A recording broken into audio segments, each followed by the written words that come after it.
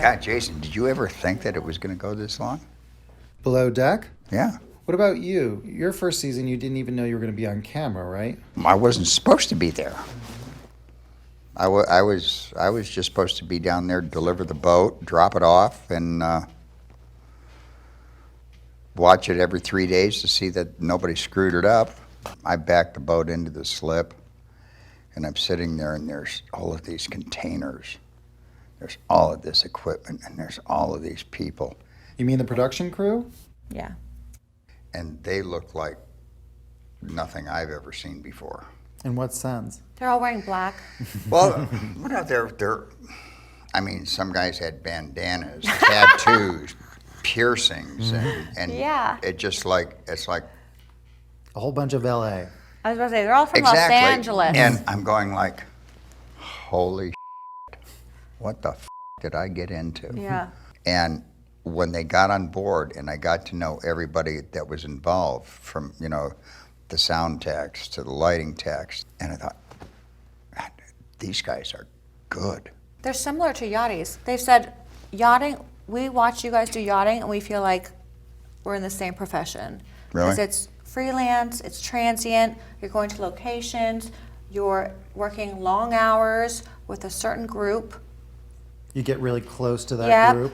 So that was interesting. Kate, did you watch the first season of Below Deck? I watched the first season of Below Deck while I was a Chief Stew on a yacht, and I was watching Below Deck, and I just saw that the first Chief Stew wasn't what I hoped my friends and family would see my job as, and I knew I could do better. Oh, wow. And so how did you actually end up on the show? Well, my chef on that same yacht where we were watching Below Deck, she was from Tampa, and she knew your Chief Stew that season. She's like, I hate that girl. Bitch. Yeah, she did say bitch. She's like, I hate that bitch. And I was like, don't worry, Rachel, I'm gonna take her job. And I did. Kate, come on up here, we're up here. Hello. So really, the reason I'm here today with all of you is because I'm a good friend.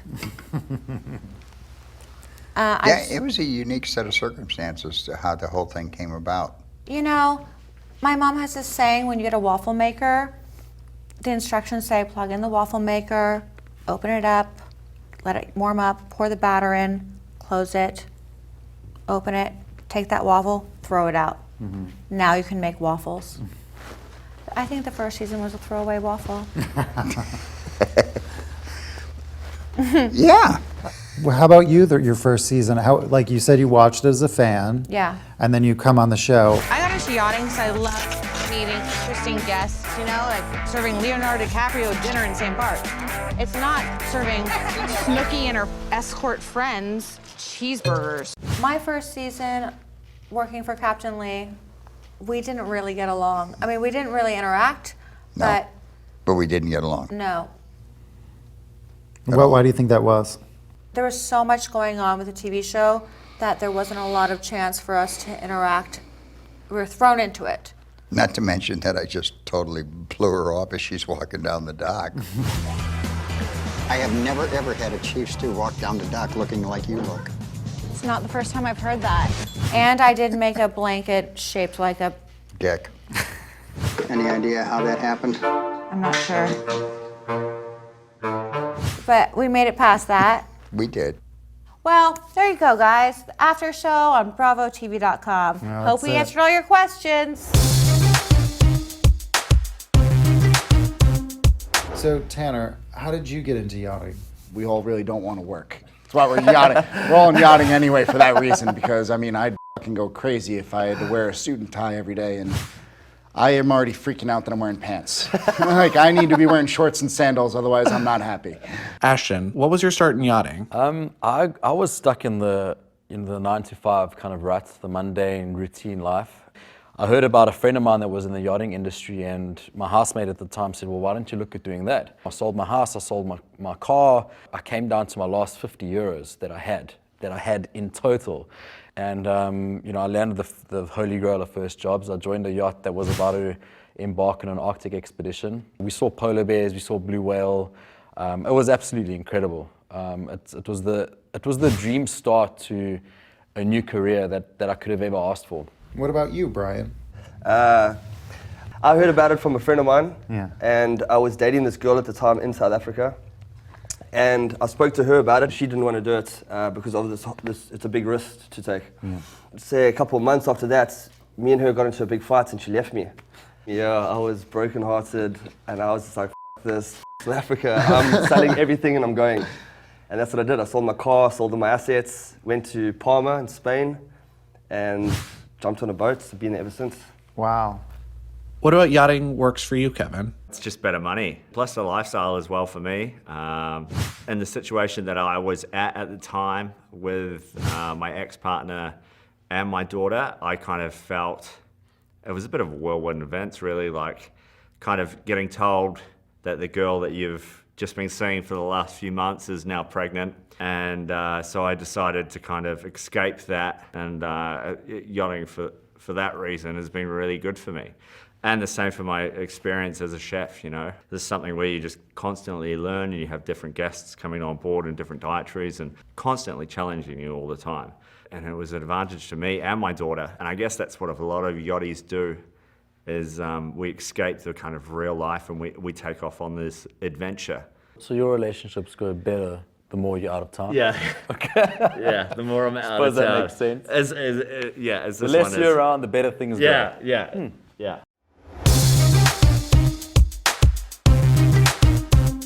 So Simone, we learned a little bit about just you growing up. And your dad, your story with your dad. Can you elaborate a little bit more on kind of your background a little bit? I spoke about this yesterday.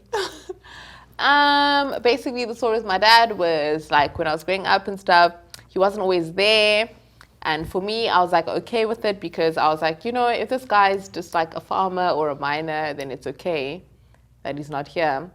And then I realized as I got older that I had to get like academic scholarships to go to like these private schools and stuff. And like he had a daughter with this woman that he married, and he like adopted this like stepdaughter and was paying for their private school and boarding fees and stuff, where my mom is struggling, just trying to make ends meet with me and my brother. I try to be like open and like let people in and stuff, but every single time I try to do that with relationships, you know, it just doesn't work out, and it just reminds me of the pain from the past. Do you think that part of that may have any effect on why you don't necessarily love to show your emotions?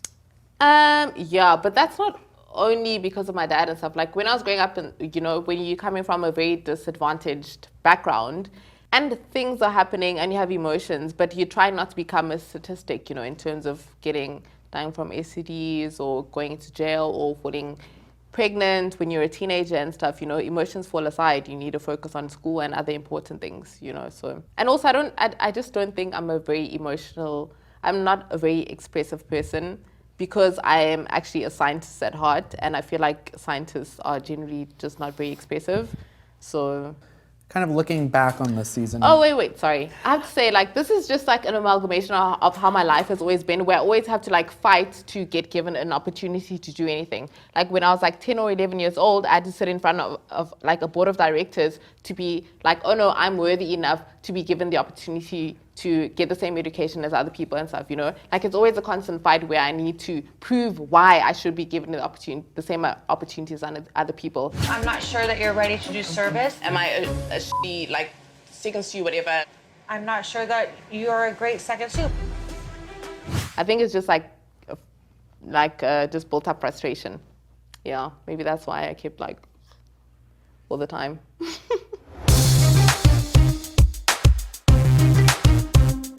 Tanner, we see a lot of your phone calls with your mom, which is really sweet. Tan. Tell us a little bit about that. Tell us about like how you're so close. And It's like we are close and everything, but the way my mother is and everything, she's so caring and worried. Like you see it in the phone call and the show and stuff. She goes, "I just worry too much." Like first phone call, like I haven't talked to her since I've been in Thailand. She goes, "Oh, were there any hookers there last night?" "What?" I worried too much. Way too much. Oh my God. She knows me well enough. Like we're pretty open with each other, so like I like to have a little fun. But But it also is a nice thing to have someone that cares about you so much. So that is why we're close. Yeah, she's a sweetheart. You know? Yeah, she's like, her biggest problem is that she's the nicest person in the world. Like that she cares so much. That's her biggest problem. So it became this whole thing, like after each charter, I would take time to call my mom. Yeah. Let her know how the charter went and everything, fill her in, because she was the middleman. She'd tell the rest of the family who was all excited I'm on the show. Hi, Tam. Yeah, what's going on? Not much. How you doing? Good, pretty much finished up. We drop them off tomorrow. Are there a lot of sharks there? What? How did your mind go right to there? You seem really shy. I should go to bed. I have to shower before bed. Okay. I love you guys. It's nice to know that you're loved that much. Yeah, that's awesome. Let's say you did have an experience with a hooker. Would you tell your mom? I've told my mom I've had experience with hookers before.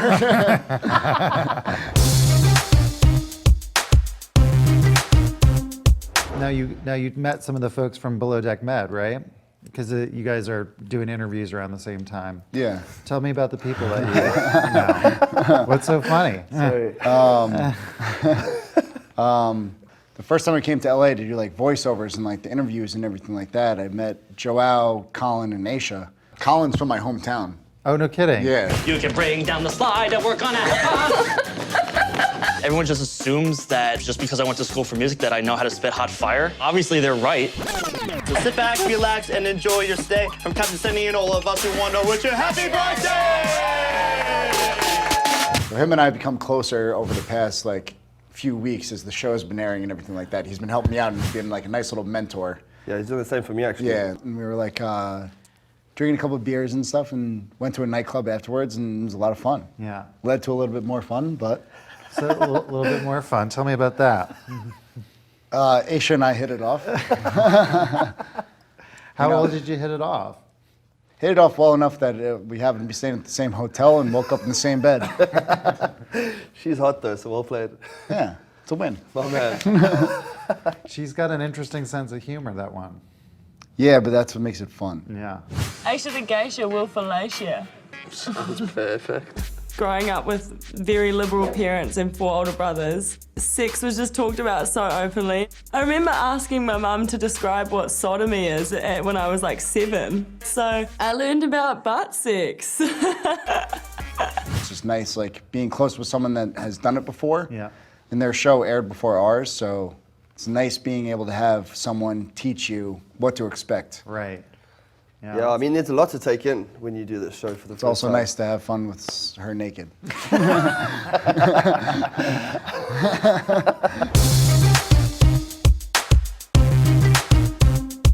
So Simone, now that the season's over, if you ever find yourself in Long Island, would you hit Tanner up? No, I won't. He has a girlfriend now, by the way. BTW. That's Yeah. tomorrow, She's right? nice. I was hanging out with them early on today. Yeah, she's very nice. This is your current girlfriend hanging out with Simone. What's that like? It's fine. I wouldn't be dating someone that would get jealous and like be annoying. Yeah. You know? She was actually very awesome. Yeah. Yeah. She's a pretty cool I girl. just met her now. Yeah. Or while I'm here in LA. Oh. And we get along as well, like a house on fire. She's cool. Yeah, she can have some Good fun. choice. Yeah, I haven't had a girlfriend in years. So like, for her to tie me down, she did something right. Wow. You know? Okay. And what did she say about Simone? And she's got a South African battery pack. Yeah, South African battery For an pack. ass. What? What is that? South Her African. Ass. Her ass is a South African battery pack. That thing goes on for days. Wait, is this something you guys came up with, or what? What is this? Oh, you know, surprisingly, my girlfriend came up with it. Yeah. Because we're all hanging out yesterday and everything like that, or like having a couple of beers, and she walked out of the room and she goes, "F- she's like the South African battery pack. That S is phenomenal." After him, I haven't entertained any assholes, so that's great. We're learning, we're making Yeah, improvements. I actually met such a nice guy. He was literally like, Simone, if it's just you and I will not entertain any other girls when we're out. And I was like, what? This is great.